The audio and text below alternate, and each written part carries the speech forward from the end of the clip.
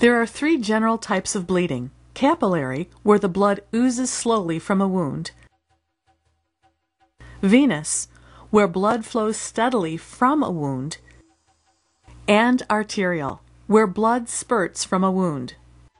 There are several types of open wounds: abrasions, lacerations, incisions, punctures, and avulsions. Regardless of the type of bleeding or type of open wound, follow the same basic steps to control bleeding. Minor wounds can be cleaned with soap and water to prevent infection. Flush the wound with running water. Apply an antibiotic ointment and cover the wound.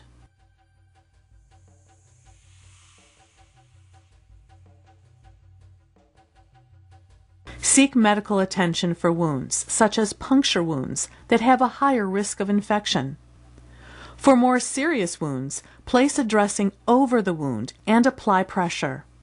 This action stops most bleeding in a few minutes. With a dressing covering the wound, apply a pressure bandage to maintain pressure. Wrap a roller gauze bandage in a spiral pattern snugly over the area, but don't apply it so tightly that it cuts off circulation. If blood soaks through the dressing and bandage, apply another dressing and bandage on top of the first one. Call 911 if bleeding cannot be controlled. Amputations are injuries where a body part is cut off. Control the bleeding and care for shock. Recover the amputated part and wrap it in a dry, sterile gauze pad or clean cloth.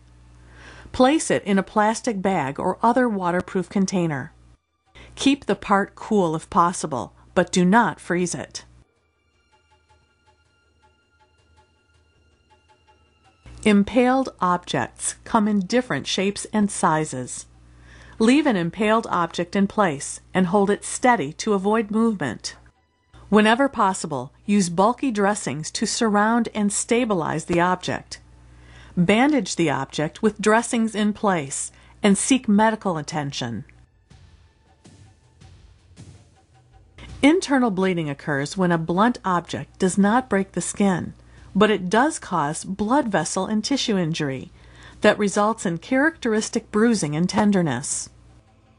To care for minor internal bleeding, apply an ice pack for about 20 minutes and then an elastic bandage for 2 to 3 hours. Repeat this process for 24 hours. For more serious internal bleeding, call 911.